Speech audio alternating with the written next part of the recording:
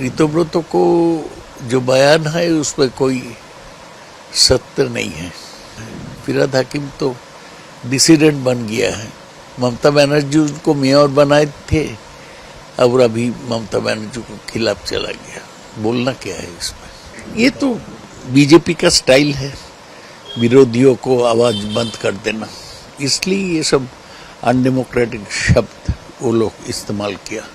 कुणाल घोष जो बताए हैं सही बताए हैं, उनको सुनना चाहिए था।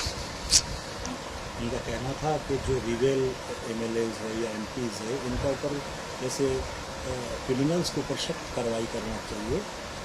वो अगर कोई गुनाह करते तो उनका ऊपर भी एकदम सेम तरीके से स्टेप लेना चाहिए। तो सही बात बताया कुणाल घोष कि बीजेपी को वॉशिंग मशीन में बनना नहीं है।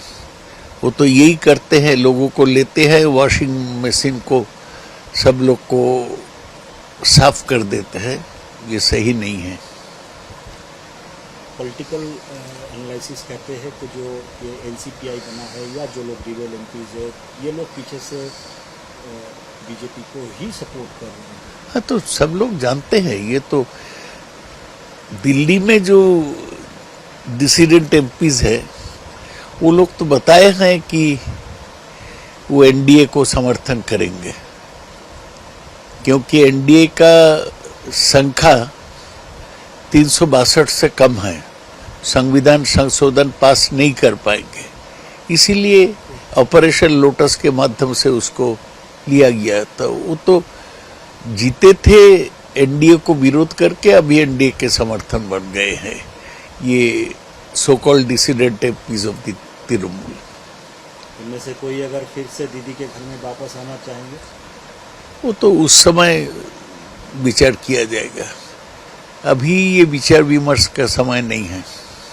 ऋतुव्रत बनर्जी का जो तृणमूल कांग्रेस है ये लोग कल सीईओ से मिले, अपना मेजॉरिटी और जो सिंबल है उसको लेके बातचीत हुआ है। अब उसको तो अधिकार है, वो अधिकार के अनुसार किया है। लेकिन ये अगर कानून के अनुसार चले तो इन लोग को रिकॉग्निशन नहीं मिलना चाहिए, क्योंकि तृणमूल कांग्रेस एक ही है, उसका चेयरपर्सन ममता बनर्जी है, कोई दूसरा तृणमूल कांग्रेस बन नहीं सकता है।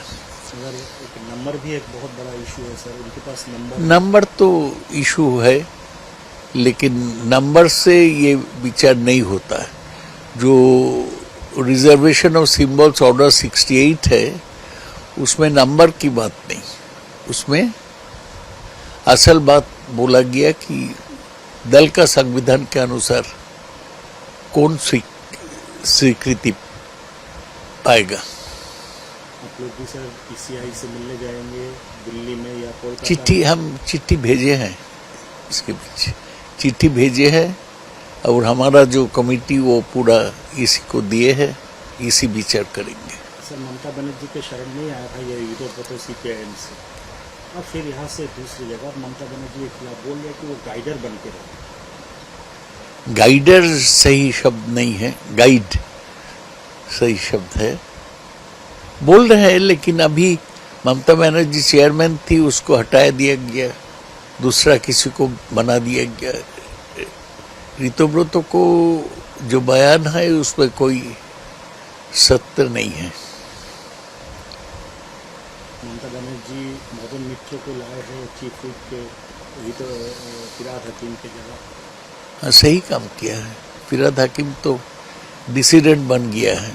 ममता बनर्जी उनको मेयर बनाए थे और अभी ममता बनर्जी को खिलाफ चला गया। बोलना क्या है इसमें? ये विश्वासघात है। बहुत क्लोज थे आपके भी, वो बहुत क्लोज थे ये माना जाता है। नहीं, वो तो रोज ममता बनर्जी के साथ घर लौटते थे।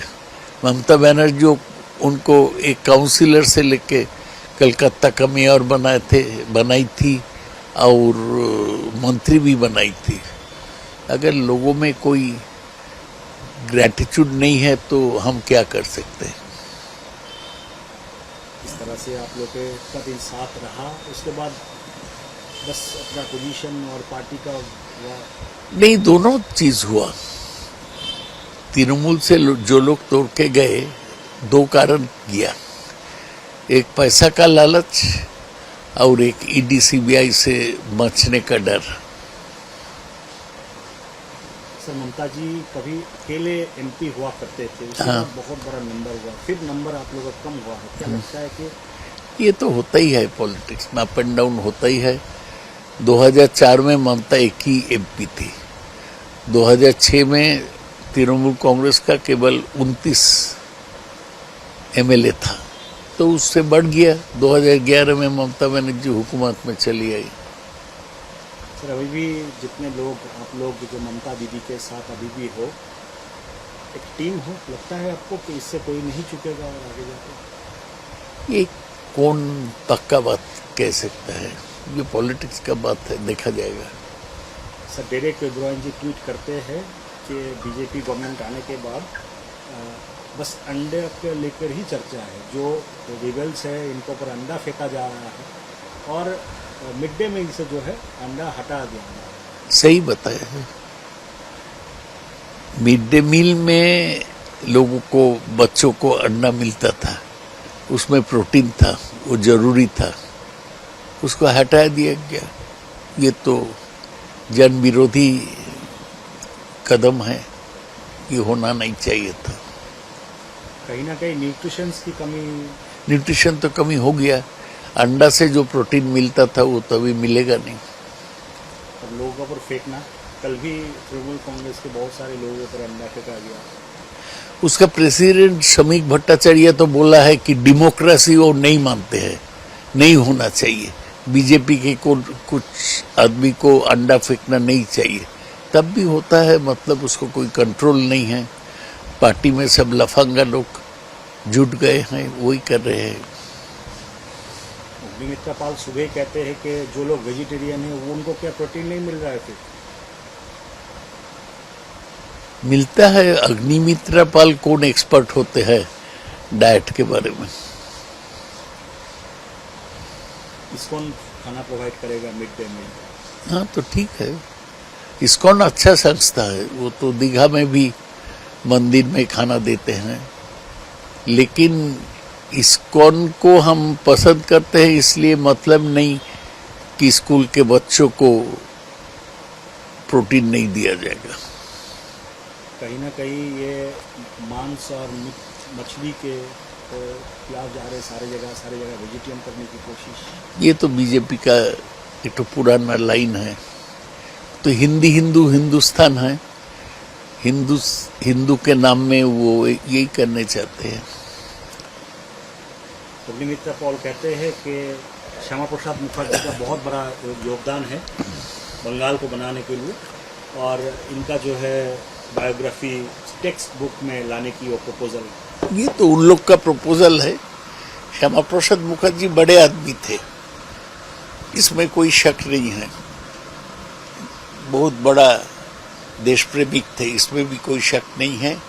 लेकिन ये भी याद रखना चाहिए कि जब ब्रिटिश शासन था, गांधी जी, नेहरू सब जेल में थे, तब श्यामा प्रसाद बांग्ला के मंत्री बने थे फजलुल हक से मिलके। उसका मिनिस्ट्री को श्यामा हक मिनिस्ट्री बोला जाता। एक दिन के लिए भी आज़ादी का लड़ाई के समय श्यामा प्रसाद जी जेल नहीं गए। लेकिन आज़ादी के बाद वो कश्मीर में जेल में गए, वो बहुत दुखद बात है कि जेल में उनको मौत हुआ। वो अच्छे आदमी थे, एडुकेशनिस्ट थे, लेकिन मैं उनको फ्रीडम फाइटर नहीं कहूँगा। टेक्स्ट बुक में उनका बायोग्राफी आना चाहिए सर, आपको क्या लगता है? नहीं लगता।